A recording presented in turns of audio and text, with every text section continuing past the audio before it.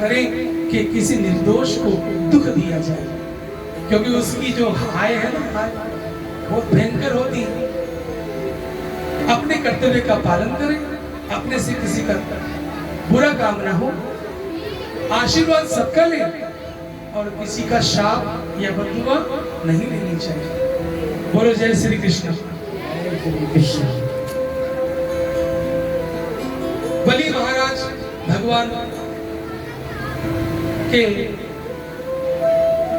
उस अवतार का अभिवंदन करते हैं जब भगवान 52 अंगुल के बनकर के आए। तो आचार्यों से पूछा 52 अंगुल कितने होते हैं? तो कई संतों के अपने अपने मत हैं। तो एक संत ने कहा ये 4 है ना, 4 के ऊपर 4 रख दो, कितने हो गए? फिर 8 के ऊपर 4 रख दो, 4 का 12 कर लो, 4 धाम 40 जहाँ हो जाए, और फिर 52 तक जहाँ पहुंच जाए।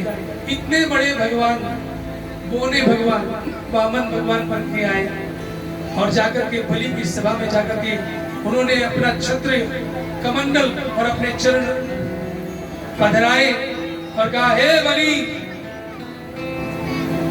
कुछ दान दोगे? बोले प्रभु आप मुझे नहीं जानते। आप देखिएगा यहां से अभिमान शुरू हो गया। बलि ने कहा, अरे आप मुझे नहीं जानते, मैं बलि हूं, ये स्वर्ग भी मेरा है। भगवान मुस्कुरा रहे। और भैया क्या क्या है तेरा? बोले ये पूरी पृथ्वी में नहीं महाराज। भगवान कहने लगे अच्छा और क्या है भैया तेरा? बोले ये जो पृथ्वी के नीचे 7 लोग है ना, जहाँ आप लोग बैठे उसके नीचे 7 परत है। कितनी परत है माधव?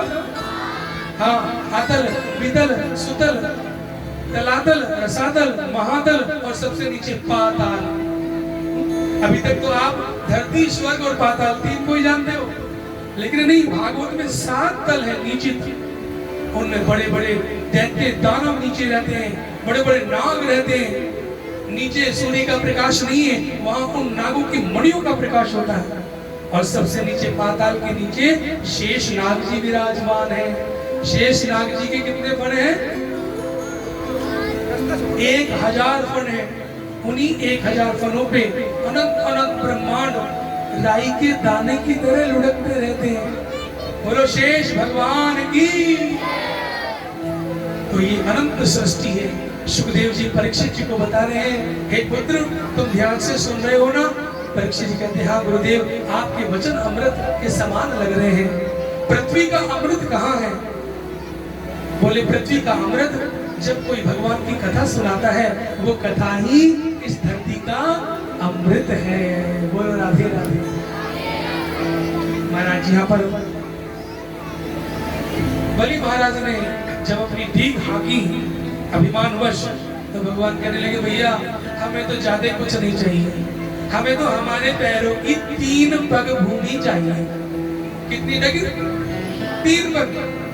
तो बलि फिर अभिमान में ठहाका मार के हंस के पड़े मुझ बलि से और 3 पग। अरे बालक, तू बालक है, तेरी बुद्धि भी बालक जैसी है। अरे मुझसे तो महल मांग, एक देश मांग ले, अरे एक लोग मांग ले। गाय चाहिए तो गाय दे दूंगा, 1 लाख गाय ले ले। सोना चाहिए, चांदी चाहिए तो अपने भंडार में खड़ा कर दूंगा। जितनी गाड़ियां भरानी लेके चला जा, क्योंकि मैं अपने द्वार पे आए ब्राह्मण को कभी निराश नहीं लौटाता। भगवान ने कहा, भैया हम ब्राह्मण तो हैं, लेकिन ऐसे भी लालची ब्राह्मण नहीं है। जो बिना मांगे आप लोगों से मिल जाएगा, वो ही हमें स्वीकार है। बिन मांगे मोती मिले और मांगे मिले ना भी। सदा श्रद्धा भाव में रहो, यही संतों की सीख। सियावर रामचंद्र की। तो भगवान ने कहा कि भाई तैयार हो तो ठीक है, नहीं तो हम जाए। बोले बिल्कुल, मैं आपको दूंगा 3 पग। भगवान ने कहा चलो लेकर के संकल्प करो। अब वहां उनके शुक्राचार्य गुरु जी आ गए। गुरु जी ने देखा कि बहुत देर से छोटा सा बालक बड़ क्या बोल रहा है, तो जरा ध्यान लगाया। ओ समझ गए, अरे अरे ओ बलि ठहर जा। जी गुरु जी। बोले तुझे पता है कौन है? बोले वामन है। अरे ये वामन है ना तेरेपन है, ये तो विष्णु नारायण छलिया है, तुझको छलने के लिए आया है। बलि अहो भाव से भर गई, क्या आज मेरे द्वार पे नारायण मांगने के लिए आए हैं? तो गुरु जी माफ करना, सारी बात आपकी मानूंगा, गुरु की बात माननी चाहिए, लेकिन इनको देने से अगर आपने मना किया तो मैं आज आपकी बात बोलो बोलो माता बहनों नहीं मानूंगा। बोले बलि गुरु की बात नहीं मानूंगा, तेरी सारी लक्ष्मी दुष्ट हो जाएगी। फिर मत क्या ना, गुरु जी ने जगाया नहीं था।